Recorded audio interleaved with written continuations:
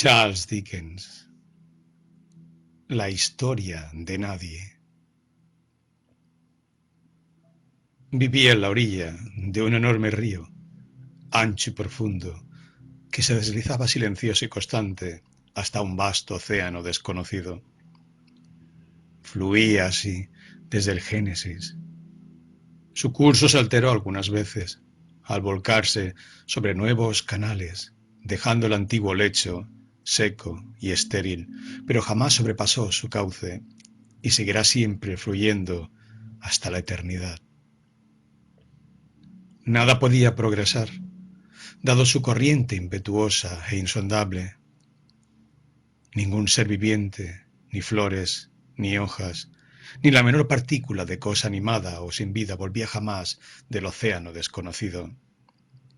La corriente del río oponía enérgica resistencia, y el curso de un río jamás se detiene, aun cuando la tierra cese en sus revoluciones alrededor del sol.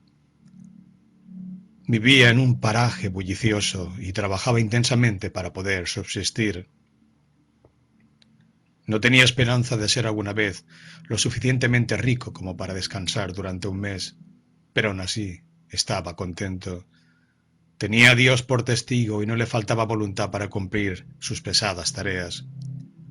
Pertenecía a una inmensa familia, cuyos miembros debían ganarse el sustento por sí mismos con la diaria tarea, prolongada desde el amanecer hasta entrada la noche. No tenía otra perspectiva, ni jamás había pensado en ella.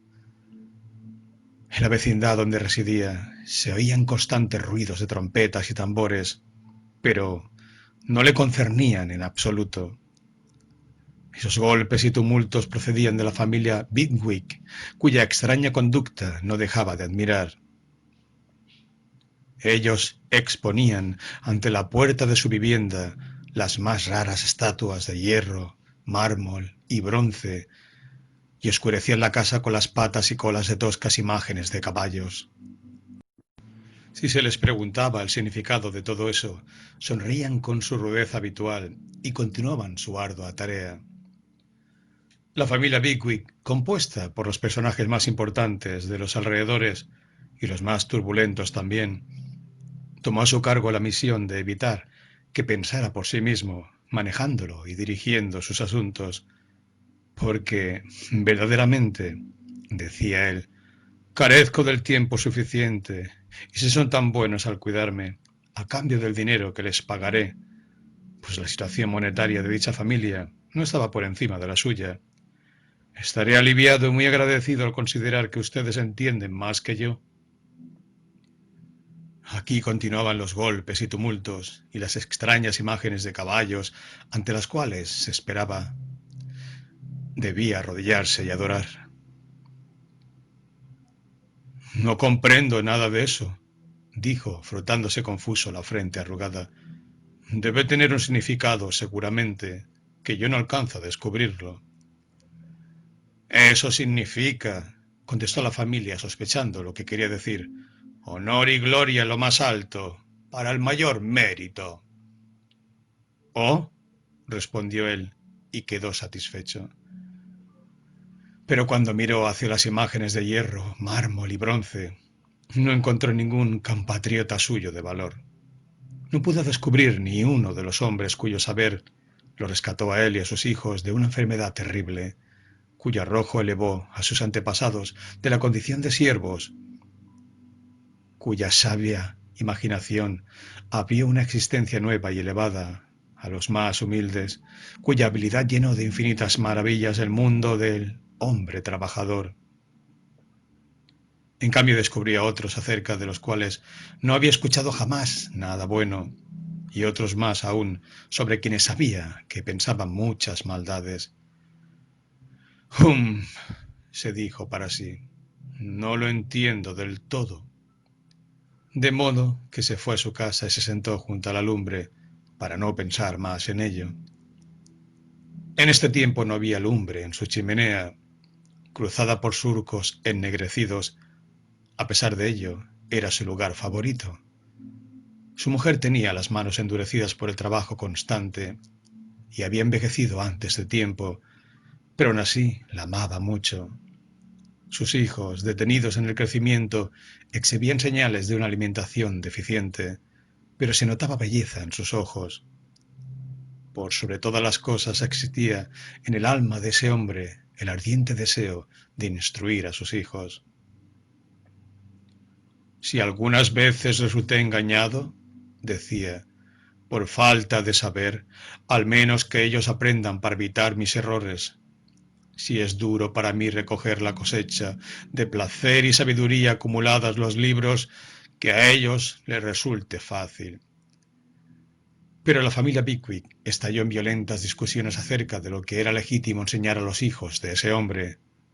Algunos miembros insistían en que determinados asuntos eran primordiales e indispensables, y la familia se separó en distintas facciones.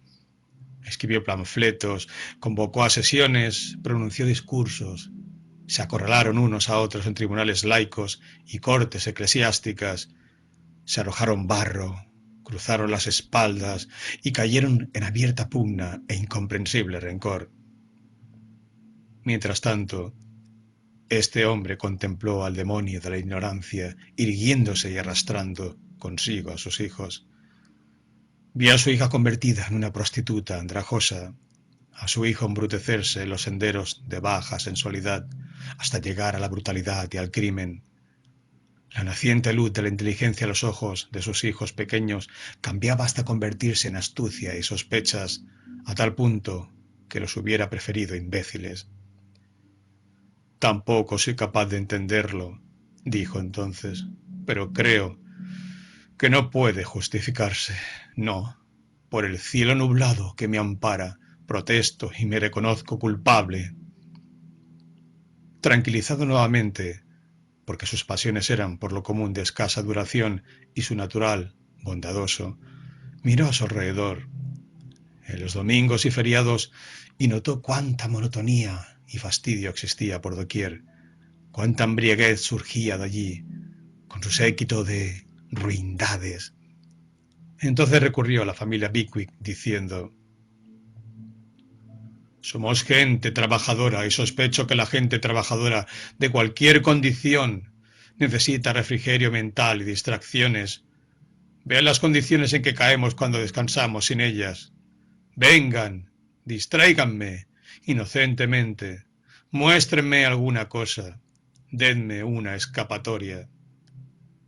Pero la familia Pickwick se alborotó.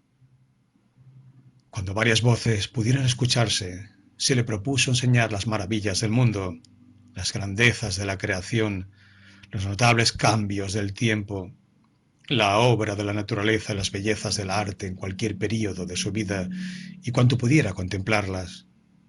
Esto originó entre los miembros de la familia Pickwick tanto desorden y desvarío, tantos tribunales y peticiones, tantos reclamos y memoriales, tantas mutuas ofensas, una ráfaga tan intensa de debates parlamentarios donde el no me atrevo seguía al lo haría si pudiera, que dejaron al pobre hombre estupefacto, mirando extraviado a su alrededor.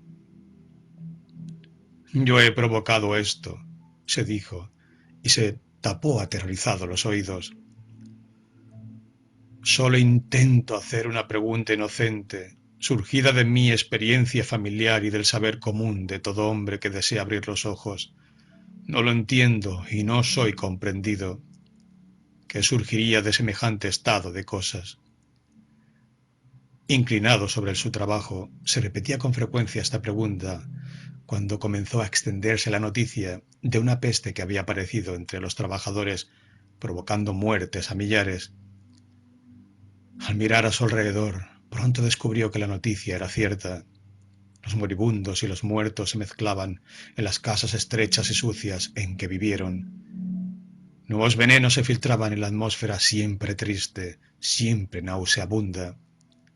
Los fuertes y los débiles, la ancianidad y la infancia, el padre y la madre, todos eran derribados a la par. ¿Qué medios de escape poseía? Quedóse allí y vio morir a aquellos a quienes más amaba. Un benévolo predicador vino hacia él, tratando de decir algunas plegarias con las cuales calmar su corazón entristecido. Pero él replicó: «Bah, qué eficacia posees, misionero, al acercarte a mí, a un hombre condenado a vivir en este lugar hediondo, donde cada sentimiento que se demuestra se convierte en un tormento, y donde cada minuto de mis días contados es una nueva palada de lodo agregada a la pila que me oprime. Pero denme el fugaz resplandor del cielo por medio del aire y la luz. Denme agua pura, ayúdenme a mantenerme aseado. Iluminen esta atmósfera pesada y esta vida oscura en la que nuestros espíritus se hunden y que nos convierten en las criaturas indiferentes y endurecidas que tan a menudo contemplan, gentil y bondadosamente, lleven los cadáveres de aquellos que murieron fuera de esta mísera habitación, donde ya nos hemos familiarizado en tal forma con el terrible cambio que, para nosotros, hasta ha perdido su santidad. Y, maestro, oiré entonces, nadie mejor que tú, lo sabes cuán voluntariamente, aquel cuyo pensamiento estaba siempre con los pobres y que compadecía todas las miserias humanas. Estaba ya de nuevo en su trabajo, triste y solitario, cuando el amo apareció y permaneció a su lado, vestido de negro. También él había sufrido mucho. Su joven esposa, su esposa tan bella y tan buena, había muerto, llevando consigo su único hijo. Señor, es muy duro de sobrellevar, lo sé, pero consuélate. Yo trataré de aliviarte en lo posible. El patrón le agradeció desde el fondo de su corazón, pero contestó: «Oh, trabajadores, la calamidad comenzó entre ustedes. Si hubieran vivido en forma más saludable, yo no sería el viudo desconsolado del presente». «Señor», replicó el trabajador moviendo la cabeza, «he comenzado a comprender hasta cierto punto que la mayor parte de las calamidades provendrán de nosotros, como provino esta, y que nada se detendrá ante nuestras pobres puertas mientras no nos unamos a aquella gran familia pendenciera para hacer las cosas que deben hacerse. No podemos vivir sana y decentemente hasta que aquellos que se comprometieron a dirigirnos nos proporcionen los medios. No podemos ser instruidos hasta que no nos enseñen. No podremos divertirnos razonablemente hasta que ellos no nos procuren diversiones. Solo podremos creer en falsos dioses en nuestros hogares mientras ellos ensalzan a muchos de los suyos en todos los lugares públicos. Las malas consecuencias de una educación imperfecta, de una indiferencia peligrosa, de inhumanas restricciones y el rechazo absoluto de cualquier goce, todo procederá de nosotros y nada se detendrá. Se extenderán en todas direcciones. Siempre sucede así, al igual que con la peste. Esto entiendo yo, al menos. Pero el amo respondió: «Oh, ustedes, trabajadores, cuán raramente se dirigen a nosotros, si no es por algún motivo de queja». «Señor», replicó, «no soy nadie y tengo escasas posibilidades de ser escuchado, o tal vez no desee ser oído, excepto cuando existe alguna queja. Pero ella nunca tiene origen en mí y nunca puede terminar conmigo, tan seguro como la muerte que desciende hasta mí para hundirme». Había tanta razón en lo que decía, que la familia Bigwig llegó a notificarse y, terriblemente asustada por la reciente catástrofe, resolvió unirse a él para hacer las cosas con más justicia. En todo caso, hasta donde esas mismas cosas estuvieran asociadas con la inmediata prevención, humanamente hablando, de una nueva peste. Pero en cuanto desapareció el temor, cosa que sucedió muy pronto, se reanudaron las mutuas querellas y no se hizo nada. En consecuencia, la desdicha volvió a reaparecer, rugió como antes, se extendió como antes, vengativamente hacia arriba, arrastrando un gran número de descontentos, pero ni un solo hombre entre ellos quiso admitir, aun en el más ínfimo grado, ser uno de los culpables. Por consiguiente, siguióse viviendo y muriendo en igual forma, y esto es lo primordial en la historia de nadie. ¿No tiene nombre?, preguntarán. Tal vez se llame Legión. Importa poco cuál sea su nombre verdadero.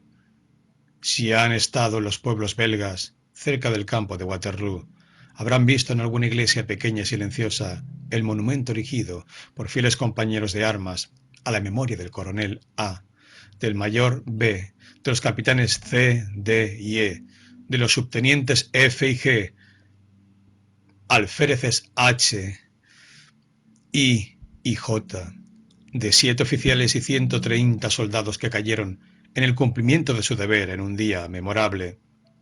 La historia de nadie es la historia de los soldados anónimos de la Tierra. Ellos tomaron parte en la batalla, les corresponde parte de la victoria. Cayeron y no dejaron su nombre más que en conjunto. La marcha del más orgulloso de nosotros se encauza en el sendero polvoriento que ellos atravesaron. Oh, pensemos en ellos este año, ante el fuego de Navidad, y no los olvidemos después que éste se haya extinguido.